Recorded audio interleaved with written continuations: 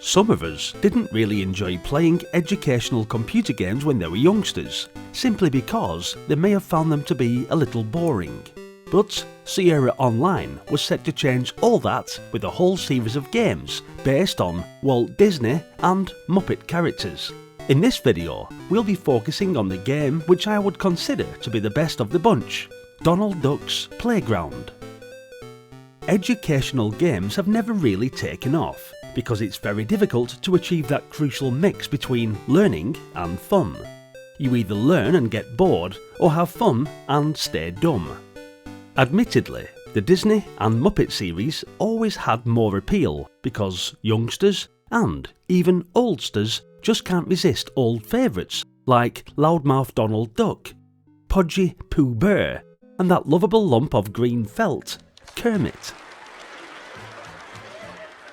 The name of the game is edutainment, another grisly piece of jargon which means that educational programs are presented in a way that you don't realise you're learning while you're having fun.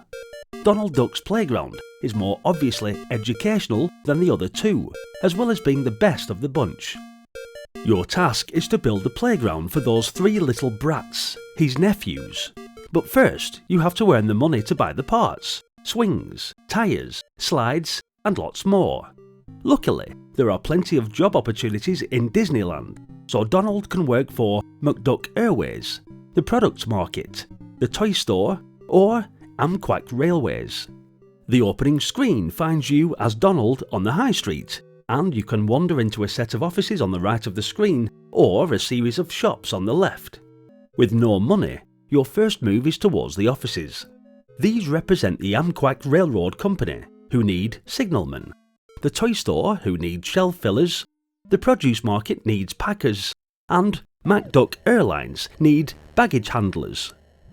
The entire range of activities involved in transacting money is designed to give kids an understanding of the various units, relative values of coins and notes, budgeting, counting money, and working out change, even if the currency was in dollars.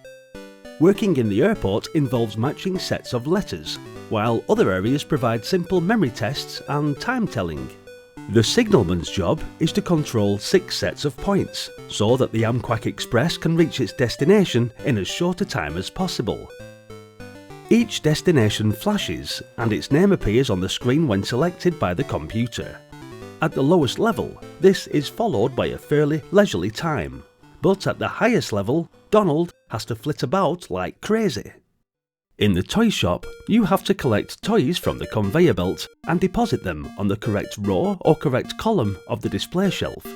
You must also keep an eye out on the arrival of the Amquack Express, which will shake down all of the toys if you've not closed the shutter in time. The easiest job is catching vegetables and fruits at the produce market, which is being thrown off the back of a lorry. So you simply just catch it and throw it into correctly labelled boxes. If you fail in this task in any way, Donald throws his usual tantrums, which effectively means that the next vegetable will not be thrown. The airport job involves throwing labelled packages into a correctly labelled truck, which is eventually taken away to the waiting aeroplane. I wish all games were this easy. For each game completed, you are rewarded with money instead of points, and you can spend the money in the shops. These shops are individually owned by Mickey Mouse, Goofy and Minnie, and they sell items which may be of use in constructing the playground. By offering the correct money and selecting any change that may be due, these items are acquired, and then you can watch as one of the nephews plays there. All the characters were pretty loyal to the cartoon and the animation, and use of sound are complementary, 2 aspects which are not always found in games for young children. They are essential to provide an incentive to play the game really. There are also 3 levels of play if you have kids that want to try this game out with faster action, which will ultimately enable higher scores. Donald Duck's Playground is a refreshing change from many of the boring educational games that really didn't deserve a second look. I may be an old fart now, but I'll admit, this is a decent little game which I'm sure will be a great nostalgia trip for many of us who remember playing this one back when we were kids.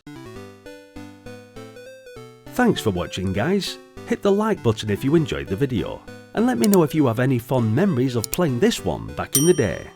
Stick around if you're enjoying these nostalgic memories, and maybe consider subscribing to the channel so you can continue with me on this epic journey down memory lane. As always, your continued support is massively appreciated. And with that, I look forward to seeing you all in the next one. Until then, bye for now.